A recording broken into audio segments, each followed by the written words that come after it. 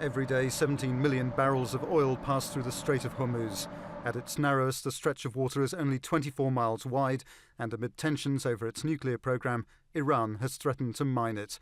If free movement of shipping here was prevented, it would be disastrous for oil-dependent countries like Britain, where power shortages could be expected within a week. How to deal with such a crisis is the aim of the world's biggest international mine countermeasures exercise, now taking place in the Gulf. 41 navies are involved, and a tenth of the 6,500 sailors are from Britain. The UK has also contributed 6 of the 35 ships, along with divers and mini-robot submarines capable of disabling mines.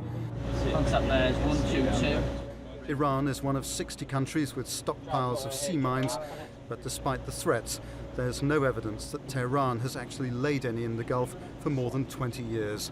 We've got helo ops, boat ops.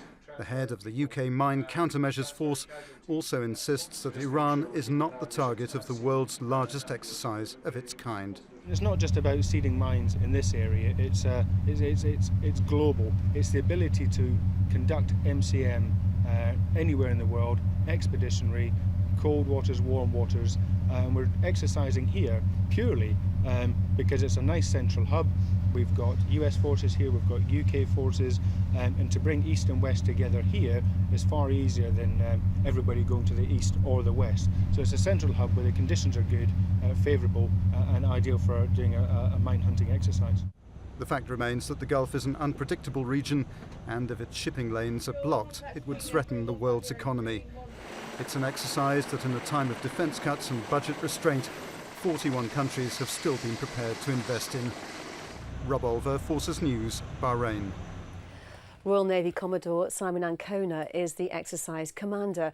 Rob spoke to him at his headquarters in Bahrain and asked if the huge international naval presence in the Gulf would deter Iran from carrying out its threats to close shipping lanes. This exercise isn't focused at Iran. It's focused at any one state, non-state, terrorist, any threat at all which has an impact on the freedom of navigation, specifically through the choke points of the world. And we have 3 of the 6 vital choke points in the world right here in our JOA. So the Suez Canal, the Bab el-Mandeb, and of course the Straits of Hormuz. So any threat to shipping through any of those 3 choke points would have an immediate and dramatic impact on UK, but also every other nation in the globe. And this is because 30% of the world's oil supply comes from this region. Yeah, there's direct implication, of course, of energy supply from this region, but of course global energy prices will be affected if there was any suggestion that supply was going to be blocked. So it doesn't really matter if a country doesn't get any of its oil from this part of the world.